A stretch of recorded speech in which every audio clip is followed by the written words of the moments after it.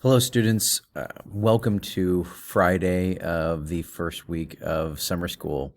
And just to give you a little bit of encouragement, um, you're done with a week of summer school, which is the equivalent after today of 5 weeks of normal school, 5 weeks of being actually in regular class, and we only have one more week of online education. So if this is not your thing, if you're not a big fan of the whole online scene, the good thing is we only have one more week. If you love it, I'm sorry.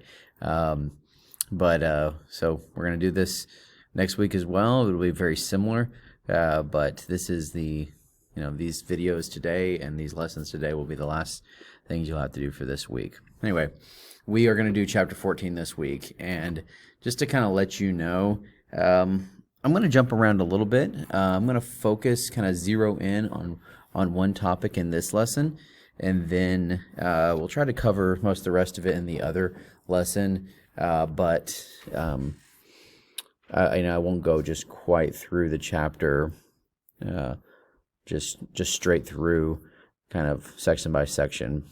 What I want to talk about today, or in this lesson, is the Crusades.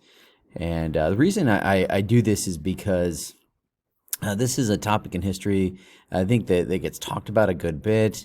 People kind of make maybe assumptions about it, and they bring it up today. And just the very, very basics of the Crusades. You may not know what the Crusades are, but the Crusades were a series of wars between Western European kingdoms and the Muslims trying to fight over the Holy Land, the land where Jesus lived 1,000 years before this time. And so that's really what the Crusades are. And so they come up today because we still have conflicts internationally between Muslims and people from like Christian backgrounds, or Western European backgrounds, or whatever.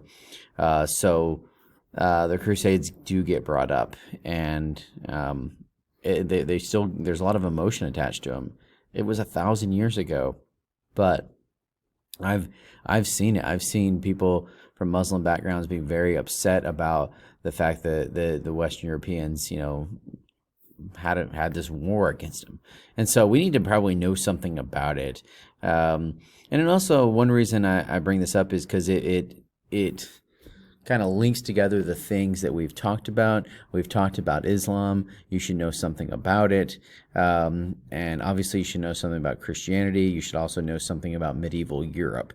Okay, so all the things that we've kind of talked about to this point kind of come to a head in this event in world history. Okay, let's get going with this. The first slide here. Oh, by the way, this is a picture from the time period of a crusade of Muslims and Western European Christians fighting against each other. So that's what that image is. It's medieval art depicting what happened. Okay, so what were the Crusades? Let me just give you a textbook definition. I've kind of explained it a little bit, but let's see. A crusade was to gain control of the Holy Land, a holy war to gain control of the Holy Land. So that's the very basic textbook definition. We're going to talk about why these things happen. Sorry, I'm going to move my picture up. That's okay. So the causes of a crusade. Let's kind of go back and give some historical rationale for why there were these wars. The Turks gained control of Asia Minor, which is modern-day Turkey, and threatened Constantinople. If you guys remember, I know we haven't done a chapter on this, but you do need to know Constantinople was the capital of what is known as the Byzantine Empire, right? So the Byzantine Empire. This was kind of the Eastern Roman Empire. It was Christian, and it was still a major kind of political force in kind of Eastern Europe and the Middle East. Okay, so this group of people known as the Turks. The Turks were a Muslim group of people that were starting to kind of mount in power and starting to conquer more lands. There's a reason why Turkey is called Turkey, because Turks conquered it eventually, and the people who live there are all Turks because they won. Okay, so the Turks gained control of Asia Minor and threatened Constantinople.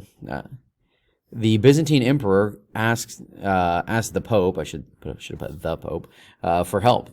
So the emperor over in Byzantium says, we need Christians to help us because Muslims are going to conquer us, right? I mean, you guys know the history.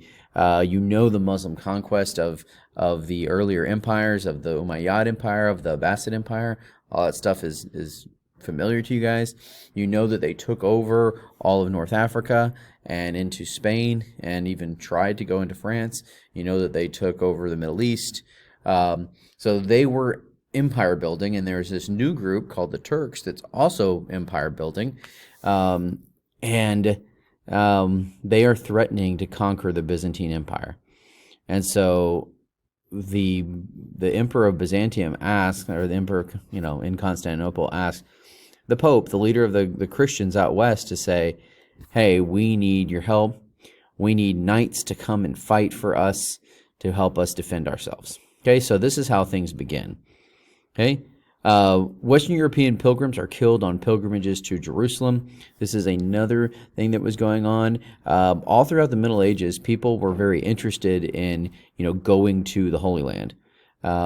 Pilgrimage became like a fairly big deal in medieval Christian life.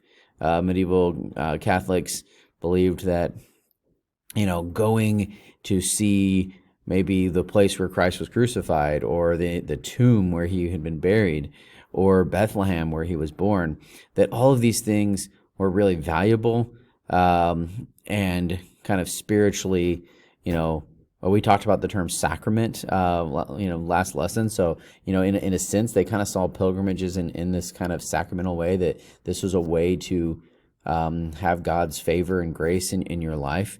I don't think it's very good theology, but no doubt pilgrimages were important to so many people. So if they could afford it, they went on these pilgrimages.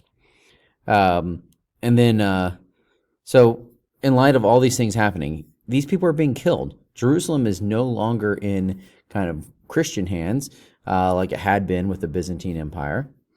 It was now in Muslim hands, and people are under threat if they go there to go on these pilgrimages. So that was very important to the Western Christians, and perhaps helping the Byzantine emperor was very important. Either way, we'll talk about that in a second, but either way, the Pope, I want you to know the name Urban II. He's the Pope during the First Crusade. He calls for the First Crusade. He calls for there to be you could say a holy war against Muslims. Right? I want you to think about that for a second. Christians fighting a holy war against Muslims. It seems like a contradiction at the start. When the founder of the movement, Jesus Christ, says things like, turn the other cheek, and my kingdom is not from this world. If it were, my disciples would, fight for it and things like that. But the leader of the church, the Pope, is calling for a crusade, calling for a holy war. This is from his speech. I want you to kind of take a look at this and think about it for a little bit. Pope Urban II's speech. From Jerusalem and the city of Constantinople, right? I've kind of explained what happened in both of those places. Constantinople is being attacked by the Turks. Jerusalem, pilgrims are being attacked. From Jerusalem and the city of Constantinople comes a grievous report. An accursed race has violently invaded the lands of the Christians and has depopulated them by pillage and fire.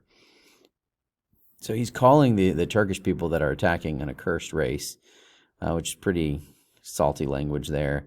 But, it's being depopulated by pillage and fire. They're under attack. And so he's calling that for Christian knights to do their duty and to defend Jerusalem and Constantinople. Okay, so right now I think there should be some questions. The Crusades are complicated for sure, Is it someone's Christian duty to go and fight? Should you kill for your faith? It seems strange to kill for the Christian faith, which when Christ is called the Prince of Peace. But at the same time, to defend, these were places that were under attack. It's not like these places were in Muslim hands and then the Christians just try to take it from them. These were places that were being attacked by Muslim armies. So it's not like the Crusades were just this, preemptive, hey, we're going to go fight. So anyway, I'm going to go through this list of possible other reasons for the Crusades as well, just to have you guys thinking about why these things happened. Okay, so other possible reasons for why this happened. The church, a lot of historians have looked into this and kind of explained, well, why did all these Christian knights and kings and stuff, why did they all travel so far to go fight in the Middle East? Like, why would they all do that? What was the reason behind all this? Some people say that the church was attempting to end European war. There was a lot of war in Europe during this time. And let's give them a bigger common enemy. So let's go have them fight the Muslims so they won't fight each other. Okay, if you guys remember feudalism, the people up on the top of the ladder in feudalism are really, they're warriors. That's what they do. They're knights, they're lords. These people are kind of the military arm of society. And so, okay, why don't you send them over to fight the Muslims so they won't fight each other? Okay, some people have suggested that the Pope was trying to gain control of the Eastern churches. The churches in Constantinople, what is known as the Eastern Orthodox churches in the Byzantine Empire, they did not recognize the Pope as their leader. And he wanted, the church to be united, one big happy family. So schism means separation. So he, was wanting it to be one big happy family with him in charge. This did not happen at all. Talking about people's individual reasons for why they may have gone on crusade and fought. Economic opportunity. Perhaps they went because there are a few people that this happened to. They were able to go to the Middle East and they were able to receive a fief for fighting. And so they had their own land and they had their own kind of, sometimes even kingdom. There were kingdoms set up in the Middle East where, Europeans controlled, and they had, they became wealthy as a result. Now, for the vast majority of people who fought in the Crusade, they sacrificed immensely. It cost a lot of money to travel all the way to the Middle East. And, there's a good chance of dying because you're going to fight in a war. So for the vast majority of people, it wasn't an economic opportunity. So I feel like a lot of people stress this and say, oh, well, this was just all for the money. And that doesn't really explain most people, because most people actually lost a lot of money and really sacrificed to go fight. Probably the biggest thing to know on this list is that the church offered indulgence to those who fight for Christ. I want to explain this a little bit, what the word indulgence means. Indulgence basically means that there is, Christians all believe Christ died for our sins. There started developing this view that there was sort of this, like, what they called a treasury of merit. Think of like a treasure chest, and it had all of Jesus's good works inside. Okay, and so those were enough to take care of everyone's sin, and the church kind of had access to that. So if you did something that the church approved of, then they could basically give you access, and here you go. There's some of that treasury of merit for you. It's really screwy theology. It's not good at all. It's not at all what the Bible says. But why did people go and fight in the crusade? The leaders of the church, the Pope and others, convinced them that by fighting against Muslims, they could, not have to go to purgatory when they died, which was like in between heaven and hell, where you kind of had to pay off your sins, and they could go straight to heaven. So this kind of guaranteed salvation to go out and fight was a huge motivation for people. And as we look back at the Crusades, was it wrong to go and fight the Crusades? Well, is it wrong to defend people who are being attacked? I don't think so. Is it wrong to do it because you're fighting for the Christian faith? I don't think the Christian faith ever should be fought for. That's just contradictory to the nature of the faith. And certainly, was it wrong to go out and fight, believing that by fighting you would be able to, have greater access to God or go to heaven or whatever? Yeah, the theology of it was just very, very wrong. Okay, so there's a lot of craziness going on in these Crusades. Regardless, thousands upon thousands of soldiers, European soldiers, and sometimes commoners went and fought in the Middle East. And great wars happened over the period of centuries. It wasn't just like one time. There were waves of crusades over the course of centuries. So it makes up a big part of what happened in medieval Europe, as well as the Middle East, as well as the Muslim world. As far as the Muslims are concerned, we'll go through this pretty quickly, but why were they doing it? They did have a concept. We talked about empire building and Muhammad building his empire, and people, the term jihad and the idea of this struggle against the forces that are against Islam. And so people have connected, this was, the Turks believed that they were fighting a holy war. And there's probably some truth to that. I think the most important thing is the Turks were building an empire. They were trying to have political power, and so of course they were fighting against the big empire of the time, which was the Byzantine Empire. Jerusalem was also important for Muslims, and they wanted to gain control of it. Muhammad spent some time in Jerusalem. He had received some visions in Jerusalem. So one of the Muslim leaders, a guy named Saladin, said, "To us, Jerusalem is as precious as it is to you, because it is the place from where our prophet made his journey by night to heaven. Do not dream that we will give it up to you." Jerusalem was important to the Muslims as well, and so they were conquering it for a reason, and they were defending it for a reason, or reconquering it, depending on what was going on at the time. It kind of falls in and out of control.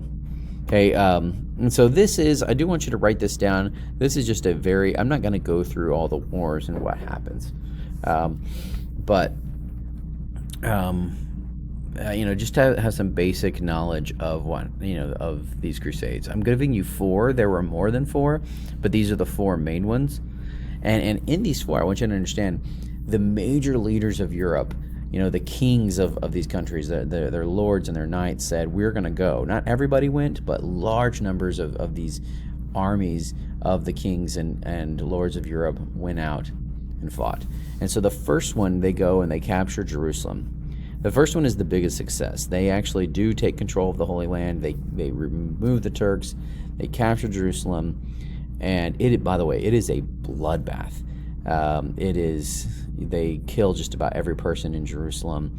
And there's one account that said the blood and guts was like 2 people's shins, where you were just walking in it anywhere you went in the city.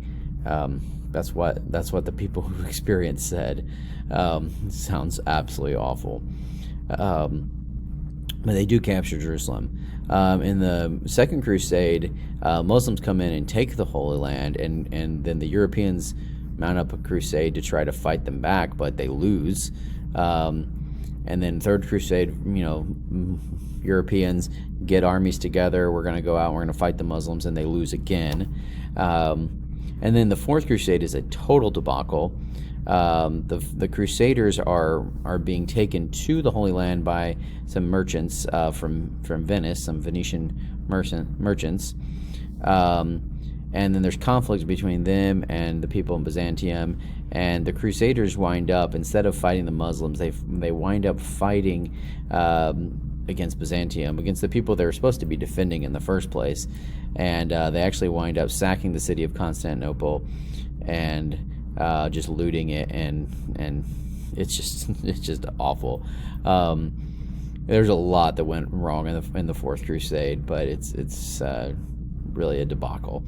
There's obviously a lot more that can be said about all of these. These are major wars that were happening, and there's 4 of them, and that took years, and I've covered them in 2 minutes. But I think the big picture is that there were these kind of constant fights between the European kingdoms and the Muslims, and at the end of the day, except for the First Crusade, the Crusades did not go very well for the Europeans. The Muslim armies were stronger and were able to have victory over the Europeans. And this just kind of shows you a little bit about the time period. Europeans did not have like superior technology. They did not have superior weapons or anything like that. So they were losing oftentimes in these crusades. Okay. Here's a map that kind of gives you some, kind of picture of what went on. So, the King of England, one of the famous kings of England that went on crusade is a guy named Richard the Lionhearted. He went on the Third Crusade. You guys may know him. If you know the Robin Hood stories, Richard is off, righteously fighting in the Middle East, and that's when his brother King John or Prince John is like ruling as king, and Prince John is like really wicked, and so Robin Hood steals from the rich people and gives it back to the poor because Prince John is taking all the money from the poor. But that's kind of this is a setting of that, because King Richard is gone off in the crusade. Leaders from the Holy Roman Empire, from France, from Italy, from all these places going into the Middle East. I do want you to look at this over here where it says Crusader states. This was after the First Crusade. And so after the First Crusade, the Middle East, the area of Palestine especially, kind of gets turned into kind of medieval Europe for about a century. It gets turned into medieval Europe. Where you have the county of Edessa, the principality of Antioch, with a prince in charge. A county has a count in charge. The county of Tripoli, and then the kingdom of Jerusalem. So these are all places where like medieval feudal titles are given. Like, you have a count here, you have, that sort of thing going on. They were given as fiefs for people who conquered, and then they brought in feudalism into these areas that were conquered by the Crusaders. In the Second Crusade, Muslim Turks take this all back, and the Crusaders never win these states back. Here's just some pictures. I'm gonna leave with this just to kind of give you a sense of at least the way it was depicted at the time.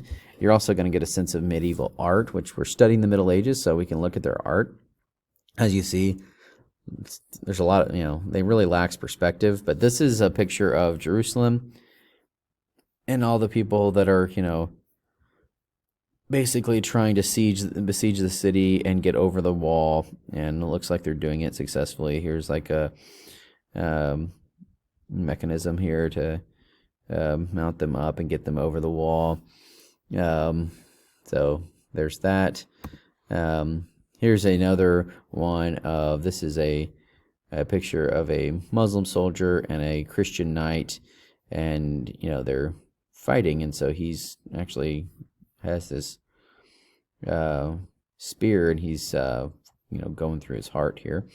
I don't know why he's blue. He looks kind of like demonic, but maybe that's intentional. Here is another depiction of this. Here, these are the Muslim soldiers and the knights on the boat here trying to go and fight against them. Here's some other knights on horseback. So this is the way it was depicted at the time. They're getting off their boats and going to battle. I don't know what this is. I think this is just a discoloration. It looks like a massive potato, but you can see, another picture of a siege of, the knights or the Muslims here in the city, and these people trying to take the city, and besiege the city. So there is there's the Crusades for you. I do want you to know just some basics about the first, second, third, and fourth Crusade, particularly the first. I want you to know Urban, the Pope. I want you to know why the Crusades were fought, and I want you to think about, maybe do some more reading in this. Was this what should we take away from this? What should be our thoughts now on the Crusades? Because it's not like it hasn't gone away. I remember reading a book from a guy who was a Christian, and he actually went to people who were Muslims, and he started out their conversations by apologizing for the Crusades. Now, this guy never fought, obviously. This guy lived in our time. And those people were not fought by him or anybody, but he felt the need as a Christian to apologize to Muslims for the Crusades, to sort of bridge the gap, and to have a better relationship. Anyway, think on those things. What should we learn from this time period, and how does it affect our world today?